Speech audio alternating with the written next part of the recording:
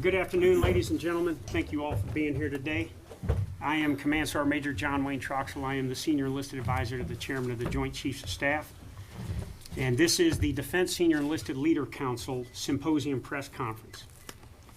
The DCELC, as we call the acronym, comprises of myself, the Service Senior Enlisted Advisors, the Senior Enlisted Advisor to the Chief of the National Guard Bureau, and the Command Senior Enlisted Leaders of the Combatant Commands and Sub-Unified Commands. This symposium is an annual event that brings the DCELC together to address enlisted items impacting the Joint Force and families. With me in this first press conference, from my right, is the current Sergeant Major of Marine Corps Manpower and Reserve Affairs, but on Friday night, he will be the next Sergeant Major of the Marine Corps, Sergeant Major Troy Black. Next to me on my right is the Master Chief Petty Officer of the Coast Guard, Jason Vanderhayden. To my immediate left is the Chief Master Sergeant of the Air Force, Chief Master Sergeant of the Air Force, Kay Wright. To his left is the Master Chief Petty Officer of the Navy, Russ Smith. And on the far left, 51% of the force being Guard, is the Senior Enlisted Advisor to the Chief of the National Guard Bureau, Command Sergeant Major Chris Kepner. The second press conference will include the Combatant Command Senior Enlisted Leaders minus CENTCOM and AFRICOM, and we will include U.S. Forces Afghanistan Senior Enlisted Leader in there. In this first press conference, I and the Service Senior Enlisted will focus on service-specific and joint issues that affect the manning, organizing, equipping, and training of the force, as well as service member and family programs. The second press conference will focus on the performance of the troops in the operational environment. I'll provide a brief statement, and then we can commence with the Q&A. So today's operating environment may be the most dynamic it's ever been in the history of the United States military. Today, our nation faces security challenges that are trans-regional and includes all domains of warfighting.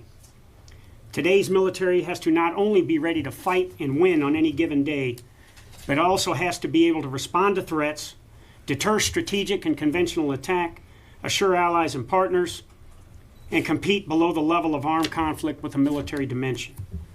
Add in that, on any given day, the United States military is operating in the air, ground, and maritime domains of around 170 countries and includes over 250,000 troops in various phases of operations. It's clear that this is a very dynamic operating environment. In order for the U.S. military to execute in this dynamic environment and retain competitive or comparative warfighting advantages, we must continue to invest in our people. As the chairman says, our people are our greatest competitive advantage. In regards to the enlisted force, no other nation in the world trains, educates, trusts, and empowers enlisted leaders like the U.S. military. Through Mission Command, enlisted leaders are able to use disciplined initiative within commander's intent, apply agile and adaptive thinking and methods to accomplish missions, and take care of the troops and their families. As the National Military Strategy says, people are the joint forces' most valuable asset drawn from America's diverse citizenry. The complexity of the security environment is such that being effective tactically is not enough by itself, particularly for leaders. The projected demands of combat against a great power adversary requires leaders and subordinates to be able to operate above their assigned positions, which drives requirements for the continuing education and broadening experiences that will amplify their effectiveness both now and in positions of greater future responsibility. Therefore, we will continue to recruit, retain, and develop the best talent America has to offer in order to keep the United States military as the partner of choice globally. And with that, we'll take your questions. Christina, how are you? Thank you so much. I'm great, thank you. Thank you for doing this. Wanted to ask each of the senior enlisted advisors here. I wanted an update on the fitness testing across the services and what are the top priorities. How do you get forces ready to fight and win today, to meet today's demands under the NDS, to fight today's enemies, and how is that different from the past? So, Sergeant Major Black, Troy, we'll go with you first. Okay. I think time taught us a couple of lessons. One, how old people used to work out and how younger people today work out is different. Most of us laughing in the room know what I'm talking about, right? Fitness has changed everywhere. Professional sports tells us that sometimes how we did it isn't the best way to do it now. So bringing a lot of that science into the services, the Marine Corps in particular, looking at how we do our evaluations, what are the right exercises, what's the right nutrition plans to coincide with those exercises and training plans, is kind of what we're looking at. You may be familiar with, we started the Force Fitness Instructor Program a couple of years ago. So we have individuals in the Marine Corps specifically trained to enhance fitness, combat fitness. Okay, and then in order for us to get, I'm going to ask the Chief Master Sergeant of the Air Force to comment, and then we'll move on to another question. Yeah. Okay. So on the surface, we have about 98% of our airmen across the Air Force that have a passing PT test. So overall fitness is going well. We've considered some changes to our fitness program, but one of the areas where we try to focus the most is really in nutrition, with some of the healthy eating options that we've implemented at many of our bases, and making sure that our airmen are fueled with the right thing, looking at fitness from an overall perspective, not just the physical part, but the emotional, the total wellness, from a total wellness perspective. So we do have some challenges in our fitness programs that we continue to work on, but overall, I'd say we're doing pretty good in the physical fitness area. And just to end that out, from a joint force perspective, I think the three things that have to be synchronized is, how are we training, how are we preparing, how are we executing, and how are we rehabilitating or recovering from training, how are we fueling. And then there's got to be, from a healthcare perspective, it's got to be about optimal human performance for the demands now and in the future on the joint force. Okay, Jeff, go ahead. Thank you. Question for the Master Chief Petty Officer of the Coast Guard. Recently, a Coast Guardsman leapt onto a narco sub, banged on the hatch until they opened up, and then arrested the crew. Is that Coast Guardman up for any Valor Awards? So we will definitely recognize that person. That was a tremendous feat of bravery, and we're very proud of that. We actually have folks that do that from time to time. Those subs are not common, but they're not uncommon either. We do that. So that one just happened to get captured on video, but we have folks that are stopping those drug boats a couple times a week. Okay, thank you. And a quick question for the Command Sergeant Major of the National Guard. I noticed, I think you're wearing a 28th Infantry Division pin. That's correct. Do you think the division got enough credit for delaying the Battle of the Bulge, delaying the German offensive, to allowing the 101st to go into Bastogne? Absolutely not. No, it's funny when you look back on history, and I've actually had a chance to visit, and be at the call trail there. As well, and really that was a total Army, both Army National Guard and active duty forces were there. It was a heck of a fight, but I'm a little bit parochial. Spending 27 years in the 28th Infantry Division, we can always use more credit. Okay, Barbara, yes ma'am. First of all, thank you, gentlemen, all for doing this in front of TV cameras. Being able to ask about the Battle of the Bulge is exactly why we want access to military leaders. And I mean that seriously. But let me turn to kind of maybe something a little more somber. Sergeant Major Troxell, I'd like to ask you and any of the other gentlemen here. So it's more about your view of sort of the cultural, societal health of the troops in today's environment. So what have we seen? We've seen a steady stream, small, but still, of troops being found to be members of white supremacist groups. And you deal with these cases when you find them, but they are there. That's a fact. You have women of color being called out publicly in this country, whatever reasons, they just are. You have partisan political statements being made in front of the troops who are not supposed to be and are not allowed to be part of partisan politics in their professional military lives. So I'd like to ask you, gentlemen, how you view this. How do you now deal with this cultural, societal environment your young troops find themselves in? You can't, my suspicion is you're not staying silent about it within the ranks. How are senior enlisted people dealing with this? Okay, I'll answer, and then I'll ask the MCPON for his comments on this. So first of all, one of the things that makes our military great is that we remain apolitical and we don't get involved in politics.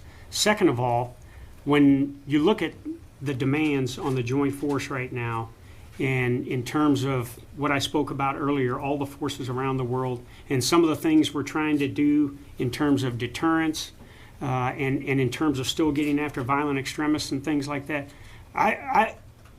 the troops at the lower level are more focused on being prepared to go and do the mission that they signed up for.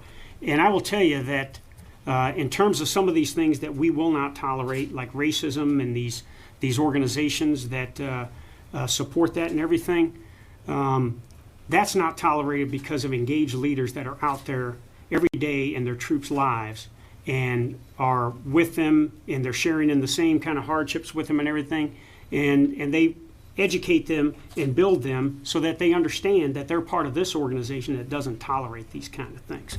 And Mick Pond, I'll ask you to. The true strength of our organization is our diversity and the different places and experiences we've had that help us bring different perspectives to the fight. We know that.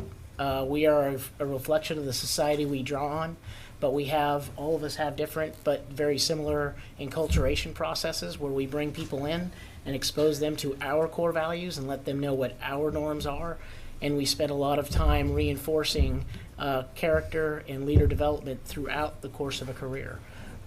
That puts us in a very good place. And frankly, I spend about 270, 280 days a year traveling around our Navy all over the world.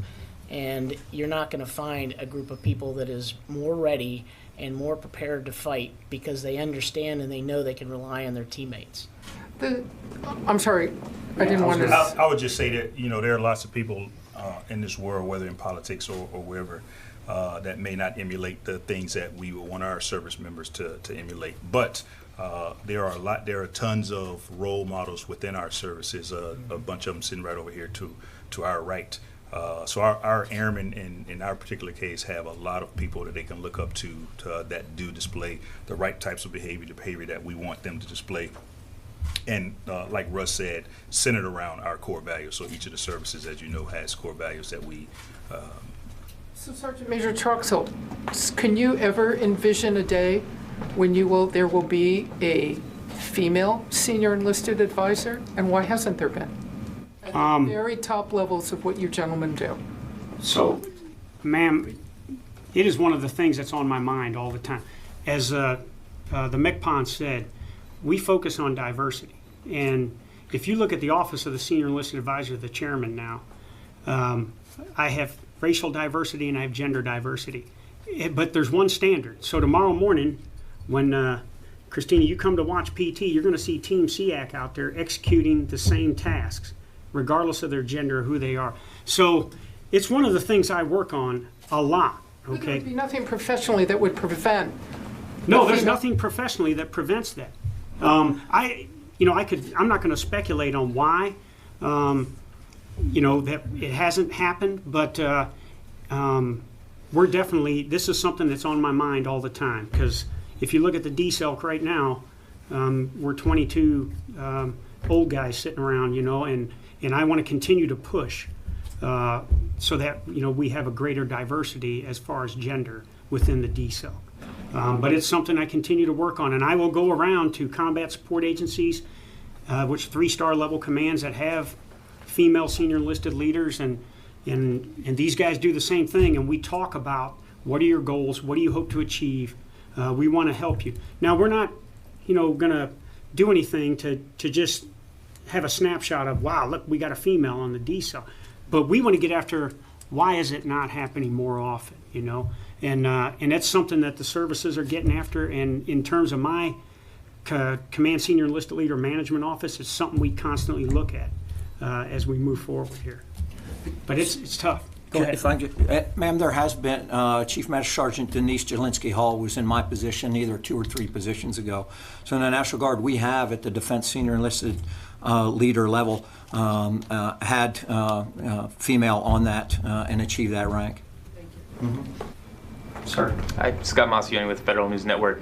I know that daycare is something that you guys keep a close eye on. Do you have any updated numbers and maybe just a general idea of how daycare has been going on installations at this point, considering the lack of daycare accessible to service members, and also anything you may need from Congress in the future or from the Defense Department to better this situation? Yeah. So Russ, I'll go to you. On Sure. this. No, so Navy's in a real predicament because we account for about 54% of the DoD overall DoD shortfall, simply because of the places we exist. Hawaii, Norfolk, San Diego are some of the hardest. Daycare is not a Navy issue; it's a nationwide issue. And so when it's a problem and we can't, provide subsidies, in meaningful numbers and send people out into town because the market's already saturated, we have a problem we can't very easily solve. It's something that our CNO has paid so much attention to, and our Installations Command, Admiral Jackson, has been tirelessly working at. We have a plan to build out about 1,000 beds, but at 8,500 short, we know that we need a lot more than that, and especially as our Navy continues to grow, the need will continue to grow. We're looking at some creative ideas, partnerships with organizations that have space, because space is really the thing that we need, and figuring out how maybe we can leverage that with some of our workers and money to make it work, but it's still in the developmental phase. But we know, for us, especially in the Navy, it's a critical force enabler that we have to continue to press on. And Congress has been great. Everyone has heard us to a person and said, both sides of the aisle, and have said, we really want to help you with this. And they've offered all sorts of creative support. So in the Air Force, it varies. Some places there's not enough capacity for the children. In some places there's plenty of capacity, but we can't keep staff. So we've tried to tackle that both ways. The places where we don't have capacity, we can't always just build another child development center. So we've partnered with some of the off-base facilities and making sure that they get the accreditation that's up to standard for our military folks. Providing both them and the military member incentives to, when feasible, use some of the off-base options for childcare. And then we've tried to increase the pay and opportunities for our folks who work in the child development centers. And so I think attacking both of those will help. We've also increased some of the deployment incentives, so when members deploy, having free childcare for their spouses and children that are left back home. And we'll finish that one off with the MCPOG. So I want to publicly thank the Navy. The Coast Guard has partnered with the Navy, and we're increasing our subsidies. So where we can't build daycares, what we can do is we can apply subsidies to our members and give them opportunities to get daycare in the civilian world. Sometimes that helps spouses because they don't have to drive all the way to the base to drop their kids off. And the Navy's worked with the Coast Guard quite a bit to help us deliver the subsidies. We are starting to work. We used an outside office to deliver those subsidies, but the Navy's taken that on organically, and they're saving the Coast Guard over $1 million a year by helping us deliver those subsidies organic through the Navy. And I want to publicly also thank the Congress for giving the Coast Guard $2 million for extra subsidies for high-cost areas. So where we can't build daycares and we can't increase the capacity of daycares, we can give our members subsidies to help defray the cost of daycare. Okay, yes, sir. I'm here from the Middle East News Agency of Egypt. What's the next phase or the prospects of dealing with the problem of Iran and North Korea in terms of the new images saying something about the submarine and something about Korea, North Korea? So our job is to make sure that the men and women of today's military are prepared to do the things I spoke, to fight and win. So that means physically, mentally, emotionally, technically, and tactically. And that's what our focus is as senior enlisted leaders. And so regardless of where the effort is, and in terms of what we're doing, deter, compete, respond, or whatever, our job is to make sure that we get after the health and wellness and readiness of the troops and families so they're prepared for whatever we have to do, whether it's phase 1 or phase 5 of operations, to get after the mission that we're asked to do. So that's what all of us here focus on, regardless of what the threat is. Yeah, I'll get you next, sir. Yeah. Okay. Yes, sir, you. All right. Richard says from military.com. The new secretary, when he was Army secretary, made one of his priorities fixing up military housing. And at his hearing last week, his confirmation hearing, he suggested, indicated strongly that this was going to be one of his priorities across the board, all the services. And so he said, he sort of indicated again a little bit more this morning. So question to you is, where do we stand with military housing now? What is the status? What's being done? We hear all kinds of reports of tremendous backlogs and work orders and things so like I'll that. ask Troy, Sergeant Major of the Marine Corps, to speak on behalf of the Marine Corps. First of all, I'd say that for the Marine Corps, we're getting our leadership more heavily engaged in the housing process, both how Marines are assigned to their housing, the maintenance issues that are within the housing, and really trying to keep up with what's going on so that the Marine is represented by their command or their leadership in the housing assignment process and the maintenance. That's one of the things we found to be most challenging is how we deal with the maintenance issues. And that's where most of our inadequacy comes from, is if a house or a Marine has a problem in their home, the time of getting it fixed, what's the impacts to the quality of life of the family, how does that impact their quality of life as a Marine, how does it make them more ready to be a war fighter? Those things are all integral to our families. So getting our leadership engaged is our #1 focus right now. And Russ. Very similar to the Marine Corps, we've also taken a round turn on some maybe misunderstanding of the PPV contracting process and whether, how involved leaders could be, and our leadership is getting more intimately engaged at the unit level to ensure that sailors are getting the advocacy that they need to get things fixed in housing. What are the misunderstandings about the, PPV about the contract? contracting was written in a way that implied that it was a contract between the member and the company, and that the chain of command, where base housing, there was an implied understanding you could be involved with PPV housing.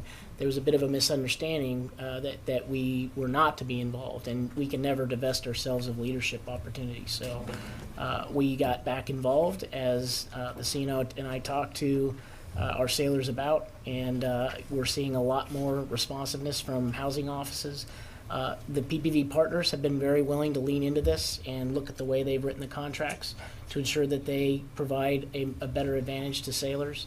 So we're doing a lot of things to ensure that the housing experience is one that's better and certainly more responsive to needs. Go ahead, sir. Richard actually pretty much took my question right out of there, but I guess I'll kind of follow up a little bit, if you don't mind. We saw just this week the Air Force withhold incentive fees to one of the contracting, or not contracting, one of the agencies that runs housing. If you guys could just kind of tell us, we're almost a year into when we first started seeing major reporting on this, and leadership kind of really cracking the whip on it. Where are you hearing from? Really from it's mostly enlisted folks. I imagine you guys, several of you guys have lived in these housing. Yeah. What are you hearing from your guys as to where they stand? Have things improved? So things have improved. Typically, when I go out and visit a base, that's one of the stops that I'll make is into the houses, and sometimes it's both enlisted and officer housing. And what the response that we get typically is that the response time from the housing maintenance and the privatized owners has changed.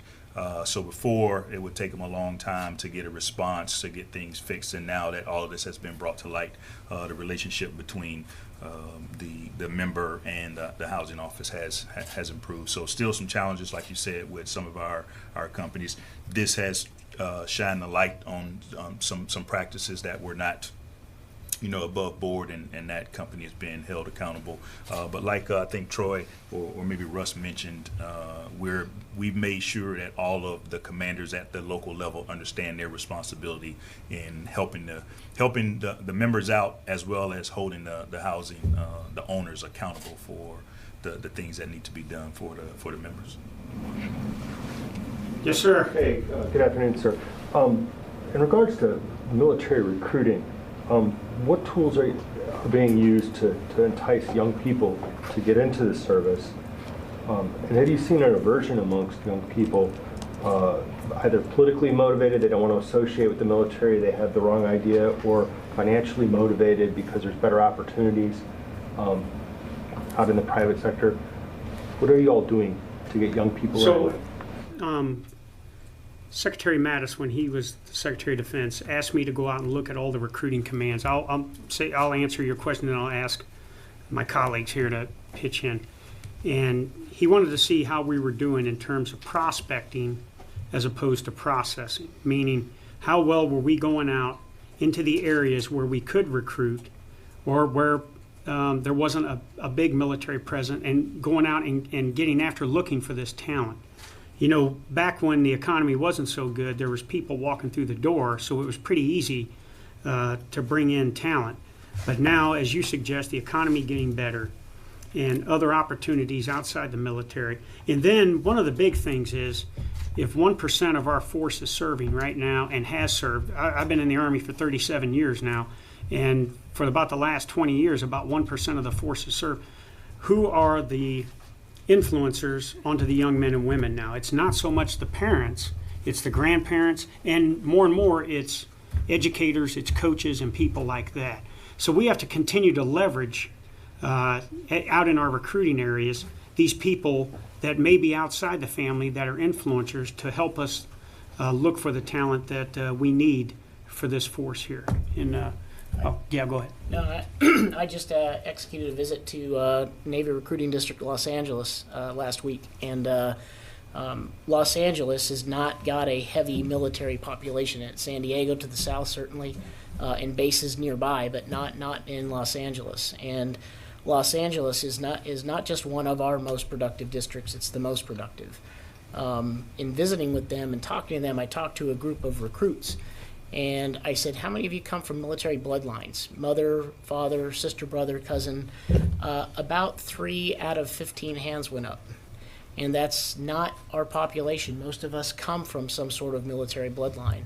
So what it tells me is when potential recruits see opportunity, they're willing to seize it. And what we have to do is make them understand the value of service and what it is the military can provide for 4 years or 40.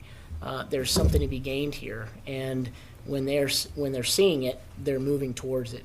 And we're not having. I mean, recruiting is never easy. You know, the unemployment in the demographic that we're all after is at a 50-year low. It's not easy, but we have to advertise who we are, what we stand for, and what it is that you can come away with. And I think it almost sells itself. Sorry, Major Troy. In my last assignment, Marine Corps Recruiting Command kind of was closely associated with Manpower Reserve Affairs. And I'll tell you, from Marine Corps recruiting, we tend to do pretty good at meeting our retention or our session goals. Number one reason is branding. I think the specific identity of each service, and I won't speak for everyone, but that's why individuals join that service. They join for a reason. It's the brand that the service has. That's the number one thing about getting into the population.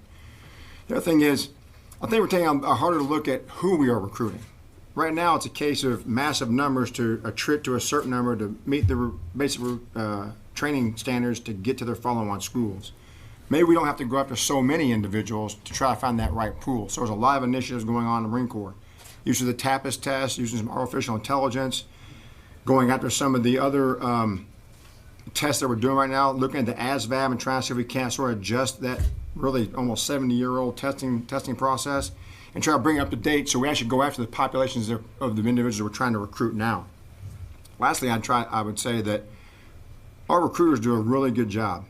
And if I could give a hand clap right now to probably anybody in the Marine Corps, it's the recruiters that are out there on the street every day, all across America and some of our territories overseas. They're doing a great job to try to find those very high-quality individuals to enter service to serve our nation. The Coast Guard's doing good with recruiting. We're going for we're trying to get a diversity inclusion. We're trying to recruit a diverse population and make sure that we're tapping into all the recruitable folks. You know, we have a small number of recruiters, but we have a pretty good amount of people that want to join the Coast Guard. Hold on. Go ahead, sir. Hi, Brian Emerson with Air Force Magazine.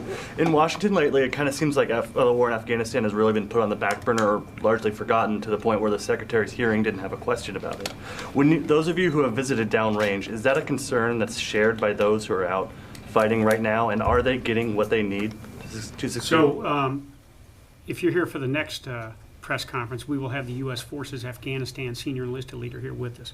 But having visited there 7 times in the last 3.5 years, the troops over there are still executing the mission that they've been given. And it's not only through our special operations forces at defeating ISIS and everything, but it's building partner capacity into the Afghan security forces. So I wouldn't say it's on the back burner right now, but I would ask you, when we have the COCOM guys up here and we got the Afghanistan guy up here, ask him, because he's the guy living it every day. Okay. Sir, go ahead. I want to ask you about influencers. You've been in the service 37 years.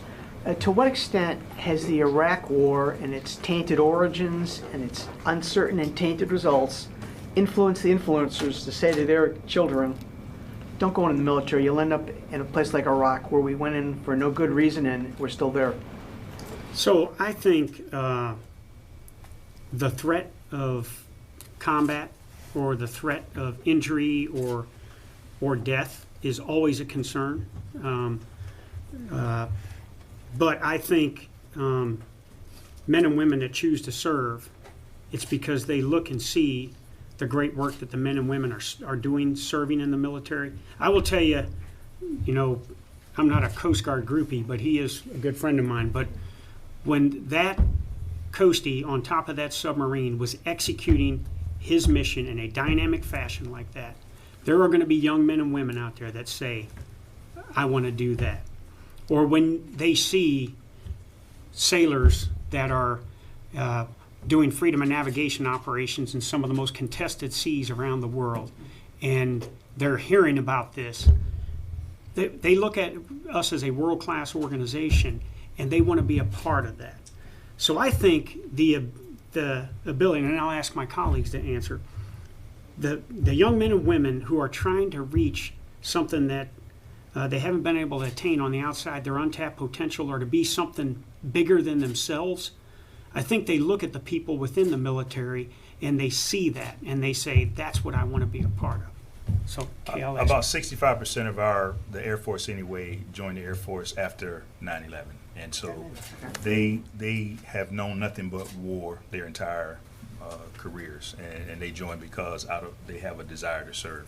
And I don't doubt that there are some airmen, some service members who, from a maybe political standpoint, have that mindset of why we're here, why we shouldn't be here. But I would say the great majority of our airmen and our service members, I think I can speak for the rest of my teammates, they enjoy serving, and again, they join the Air Force and they join the military during a time of war because, again, they wanted to contribute to the defense of this nation. So let's get a National Guard perspective on this, both Air and Army. Sure, I will tell you that the biggest question I get from our young men and women today is not, oh my gosh, will I have to go downrange? It's deployments aren't going to stop, are they, Sergeant Major? Our young men and women, they join to serve and they join to do their job downrange, whether it be an infantryman or a refueler. That's the biggest concern that I hear from our young men and women today, sir, that they won't be able to deploy, that there won't be any deployments for them into the future. Single biggest across the 54. So I think the risk of injury and death in combat is something that is around us all the time. Whenever a young man or woman deploys anywhere, whether it's to do an exercise or whether it's to go into combat, the common phrase by the family is be safe, because the family knows the inherent risks of being part of this warrior class known as the United States military. And we all that join, from the youngest troop to me and these guys here, understand that risk and we accept it because we're part of this world-class organization. We've been trained right, we've been educated right, we can be trusted and we can be empowered to defend our homeland. And every young man and woman that I run into, and I go all over the world as well, they want to go to the places that we've been going to in the past years, like Iraq, Afghanistan, Syria, and places like that. So even though there's that inherent risk all the time, I think it's accepted amongst the force. And I'll ask you, Troy, to... That's why we all join.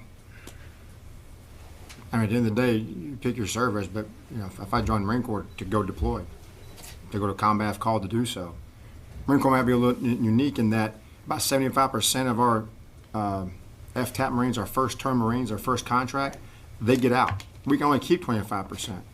And people still want to join the Marine Corps. So I don't think there's any sort of legacy concern over what's happened in the past, whether they're going to serve, whether we're going to have an opportunity to go someplace and serve, where there's danger, where that's just part of it.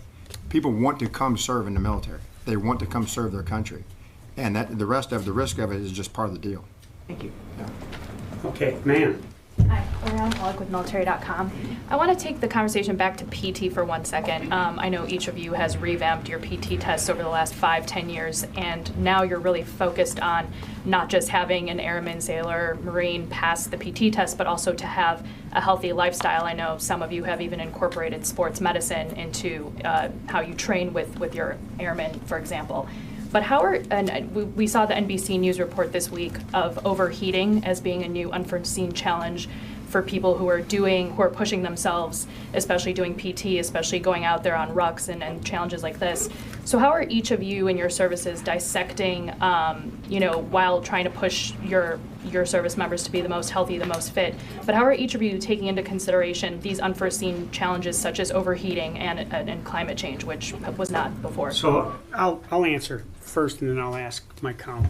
So an inherent task of a leader at any level, with the tactical, operational, strategic, is to look out for the welfare of their men and women. So looking for signs of overheating, frostbite, and all of these other things are inherent tasks that our leaders should be getting after. Okay?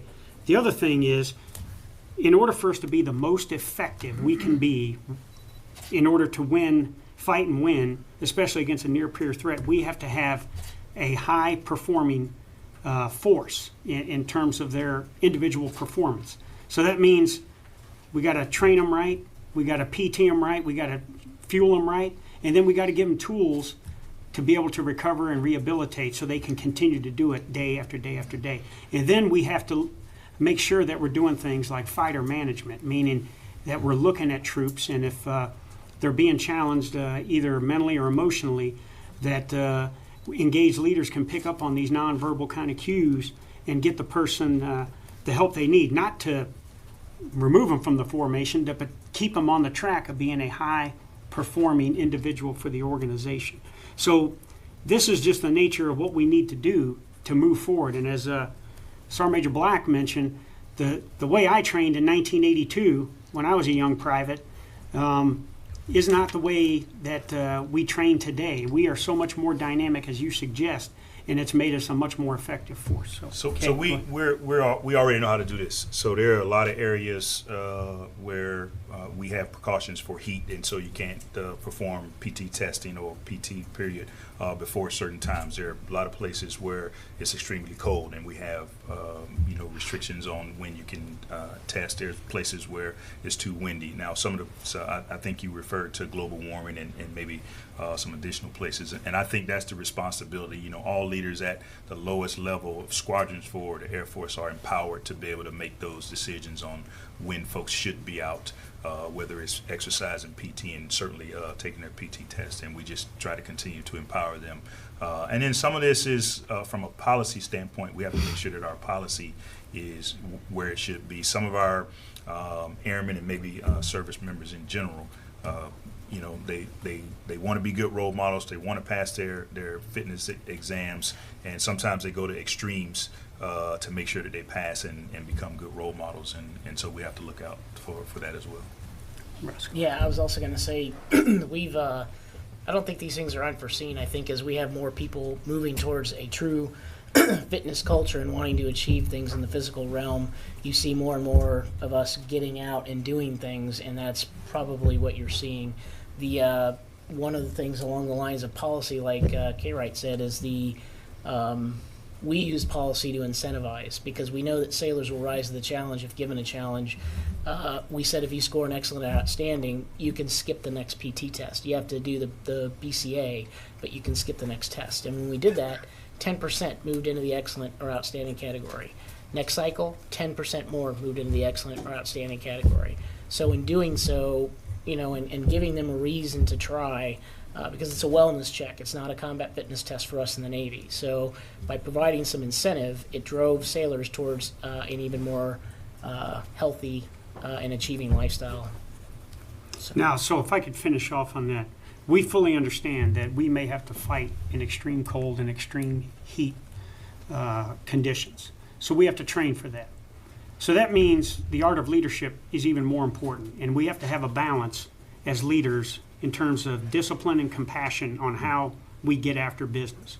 And so we have to continue to invest in leaders so that they're more empowered and they understand more the men and women that they have the responsibility to take care of. And there has to be that balance. And when one of those is out of balance, then the heat injuries come in, or the cold weather injuries come in, or other things adverse can come in. So, okay, ma'am. Hi, Amanda from CNBC. So I have a finance question. The 1.3 trillion budget deal that was announced on Monday puts the Pentagon share at 738 billion. And given that you all have to invest and equip your soldiers across the services, and given the threat climate that you laid out in your opening statement, is that enough, the 738 billion? So we are moving in the right direction here in terms of investing in the force. And I will tell you, with the money the precious money that Congress gives us, we have to be good stewards with it. So in any endeavor that we have to make sure that we're staying on the cutting edge of technology to make sure that we can see our threats first, we can understand those threats first, we can act on those threats first, and then we can finish decisively.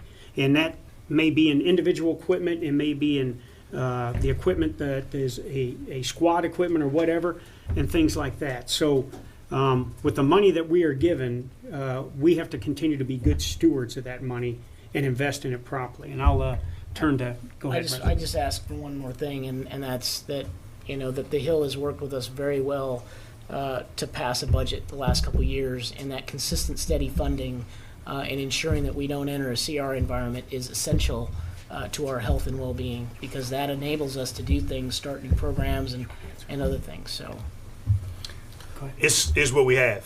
And I think all of us would willingly admit that when we do our budgeting and when we advise our bosses, we all end up with a pretty long unfunded requirements list. So I think it's important for us to continue to prioritize between what we need to sustain us today and what we need to do in the future in terms of investments, research, and development. And I have full confidence in our team, our comptroller team, and budgeting, full budgeting team to utilize the budget that we get in the Air Force. Okay, one last question. Ryan, you got it. Thank you, Sergeant. Actually, I wanted to follow up on that. Given that the Coast Guard situation, you guys actually suffered through the shutdown on that. Can you talk about what the impact of that was on morale? How that we heard a lot of the Commandant was actually very outspoken about it at the time, which was kind of unusual. Can you talk a little bit what that was like? Before he goes into that, Ryan, can I tell you how sensitive I was to the Coast Guard not getting paid? That my wife Sandra and Jason and his wife Amy went out to eat, and I picked up the tab because he wasn't getting paid. There